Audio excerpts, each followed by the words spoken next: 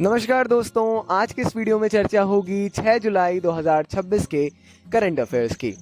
Current affairs किसी भी competitive exam के लिए एक बहुत इंपॉर्टेंट रोल प्ले करते हैं। As you all guys know, हम प्रतिदिन करंट अफेयर्स की सीरीज से आपको हर एक न्यूज़ के हर पर्सपेक्टिव तक पहुंचकर जानकारी दे रहे हैं, वो भी कम समय में। तो ज़रूर देखिएगा।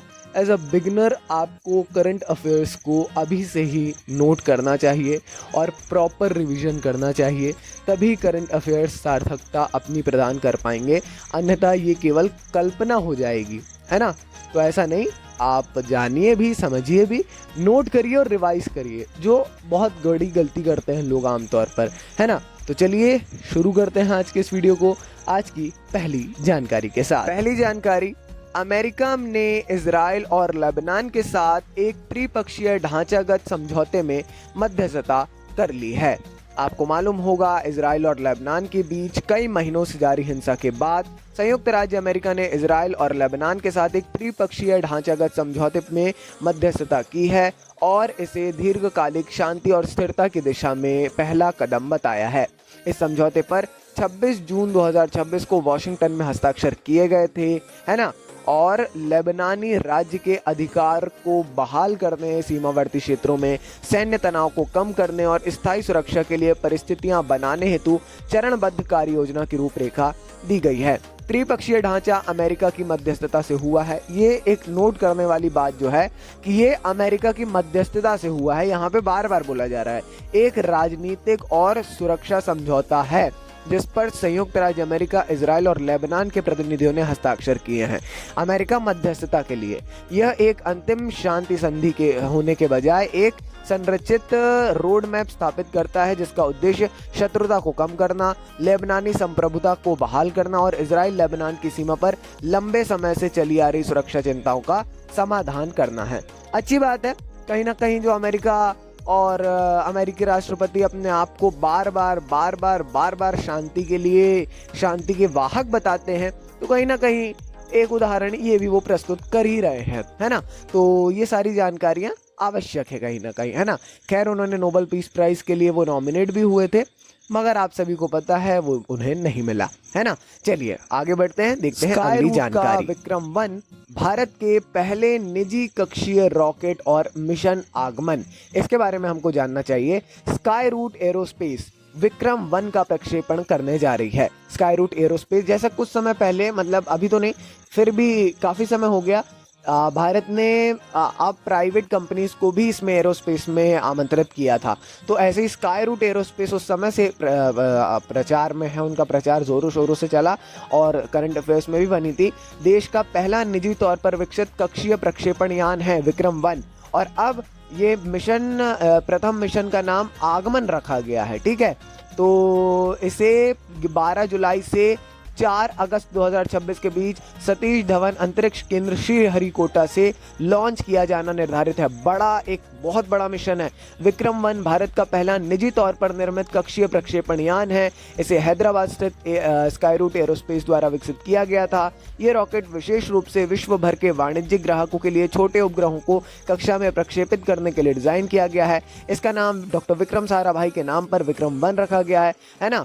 भारत के अंतरिक्ष के जनक माने जाते हैं और विक्रम-1 का उद्देश्य बढ़ते वैश्विक अंतरिक्ष बाजार के लिए किफायती, विश्वसनीय और मांग के अनुसार उपग्रह प्रक्षेपण सेवाएं प्रदान करना है।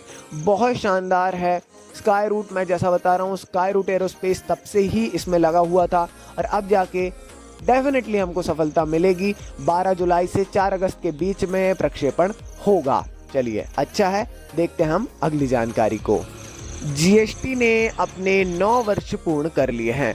वस्तु एवं सेवा कर जीएसटी को 1 जुलाई 2017 को लागू हुए 9 साल पूरे हो गए हैं। जीएसटी ने कई केंद्रीय और राज्य करों को एक एकीकृत ढांचे में बदलकर कई भारत की जो अप्रत्यक्ष कर प्रणाली थी उसमें बदलाव किए। एक राष्ट्र एक कर की परिकल्पना के तहत लागू जीएसटी ने कराधान को सरल बनाया है, सहकारी संघवाद को मजबूत किया है, डिजिटल शासन के माध्यम से कर अनुपालन में सुधार किया है। वर्ष 2025 में जीएसटी 2.0 कर दरों को सरल बनाने, अनुपालन के बोझ को कम करने और उपभोक्ताओं, लघु एवं मध्यम उद्यमों, निर्यातकों और किसानों को सहयोग देने के उद्देश्य से इसमें कई महत्वपूर्ण सुधार लेकर आ रहा है। ये भी ज़रूरी है, इसके बारे में जानना है ना। तो 2025 में जो है तब से ये भी हमने चेंज मतलब देखा कहीं ना कहीं जीएसटी में। तो जीएसटी 2017 से शुरू हुआ, 9 वर्ष पूर्ण कर रहा है, अगले वर्ष 10 वर्ष पूरे होंगे।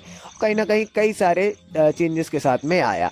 खैर, मिक्स्ड ओपिनियन हर टॉपिक पे ही रहते हैं, जीएसटी में भी हैं, तो वो भी थोड़ा सा जानना आवश्यक है कहीं ना कहीं। तो ज़रूर उसके बारे में भी पढ़िए, और जीएसटी को एक अच्छे तरीके से पढ़ना ज़रूरी है आपके इकोनॉमिक्स की दृष्टि से भी। तो उसको भी थोड़ा सा समझने का प्रयास हमको करना होगा, है ना। तो अच्छे से समझिए, ऐसा नहीं कि केवल थ्योरी, थोड़ा सा हमको प्रैक्टिकली उसको जानना पड़ेगा, है ना। तो ज़रूर जानिए जीएसटी के बारे में। 9 वर्ष पूर्ण हो गए हैं, ये ध्यान रखिएगा करंट अफेयर्स की दृष्टि से। आगे बढ़ते हैं, देखते हैं अगली जानकारी को। गुजरात पुलिस ने महिलाओं और बच्चों की ऑनलाइन सुरक्षा को मजबूत करने के लिए ऑपरेशन सुरक्षित साइबर स्पेस शुरू किया है। गुजरात पुलिस ने हाल ही में ऑपरेशन सुरक्षित साइबर स्पेस शुरू कर दिया है, जो 28 दिनों का राज्यव्यापी अभियान है। इसका उद्देश्य है महिलाओं और बच्चों के लिए डिजिटल स्पेस को अधिक से अधिक सुरक्षित बनाना।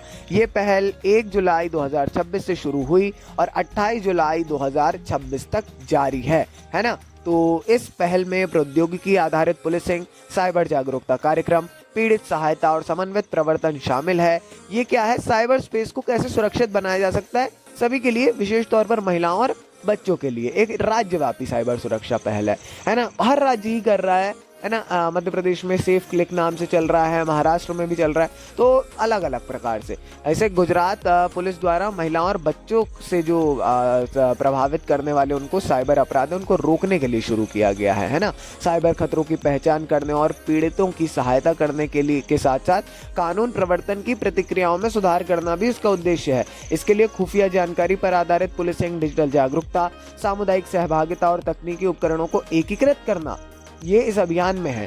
तो ये समझने योग्य बात है कहीं ना कहीं से, मतलब पूरे राष्ट्र की ही जो राज्यों की पुलिस है और केंद्र से भी साइबर सुरक्षा को लेकर अभी एक बड़ी चिंता जाहिर की जा रही है और जागरूकता जोरों शोरों पर जारी है। अवेयरनेस के बिना कुछ भी संभव नहीं है ना।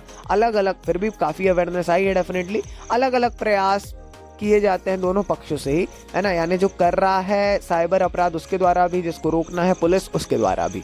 चलिए आगे बढ़ते हैं, देखते हैं हाल ही में हिमाचल प्रदेश के 8 पारंपरिक उत्पादों को जीआई टैग प्राप्त हुए। ये 8 ऐसे टैग हैं जिससे उनके विरासत और ग्रामीण अर्थव्यवस्थाओं को मजबूती मिलेगी। हिमाचल प्रदेश राज्य ने अपनी सांस्कृतिक और कृषि विरासत को संरक्षित करने में एक महत्वपूर्ण उपलब्धि हासिल की है। कुल 8 पारंपरिक उत्पादों को भौगोलिक संकेत, जियोग्राफिकल इंडिकेटर टैग, जीआई पंजीकरण प्राप्त हो चुका है। इसके साथ ही राज्य में जीआई टैग वाले उत्पादों की संख्या 17 हो गई है। एक साथ 8 मिल गए, टोटल 17 हो गए। इससे अनूठे स्थानीय उत्पादों को कानूनी संरक्षण मिलेगा और साथ ही किसानों, कारीगरों और ग्रामीण उद्यमियों के लिए नए अवसर भी सृजित होंगे।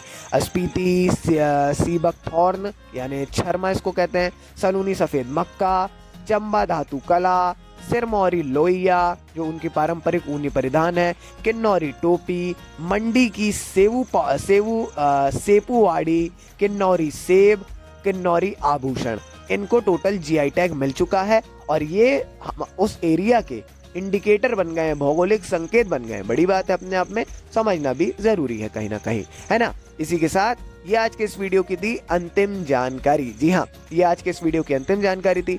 पर्याप्त जानकारियां हमने आज के इस वीडियो में प्राप्त करने का प्रयास किया। कहीं ना कहीं अब आपको लगता होगा बस इतनी जानकारी, बिल्कुल हाँ, मैं आपको एक चीज़ क्लियर कर रहा हूँ, बिल्कुल निश्चिंत रहिए। आप न्यूज़पेपर अगर रीड कर रहे हैं, उसके साथ में आप अगर करंट अफेयर्स की दृष्टि से आ रहे हैं, I can guarantee current affairs पर्याप्त हैं, कोई भी चिंता करने की बात नहीं है। मेरी रिस्पॉन्सिबिलिटी है, मैं हफ्ते भर के करंट अफेयर्स, अगर एक दिन डेंसिटी बहुत ज़्यादा है तो ऐसा नहीं है कि उस दिन बहुत बड़ा वीडियो बनाओ। मैं एक ही फॉर्मूले पे वर्क करता हूँ कि भाई अगर एक दिन डेंसिटी बहुत ज़्यादा है, जो होती है, कल संडे था तो आज करंट अफेयर्स कम आए हैं, है ना। तो ये डेंसिटी जो है तो आज कम है, तो पुराने मैंने जो बहुत ज़्यादा डेंसिटी वाले थे वो आज कवर करने का, वो आप लोग समझ रहे होंगे। तो ये ऐसे वर्क कर रहा है, इसीलिए वीडियो छोटे हैं, प्रॉपर जानकारियाँ आपको मिल रही हैं। कहीं भी कोई कमी नहीं है। अगर आप हफ्ते भर पूरे वीडियोस देखेंगे, हफ्ते भर से ज़्यादा ही आपको जानकारी मिलेगी, ये मेरी गारंटी है। आराम से वीडियोस देखिए, आप अंत तक जुड़े रहे, उसके लिए बहुत बहुत धन्यवाद। अपन मिलेंगे अगले वीडियो में ऐसी अशेष जानकारियों के साथ। जुड़े रहिए डायनामिक इम्पल्शन के साथ। नमस्कार जी, डायनामिक इम्पल्शन।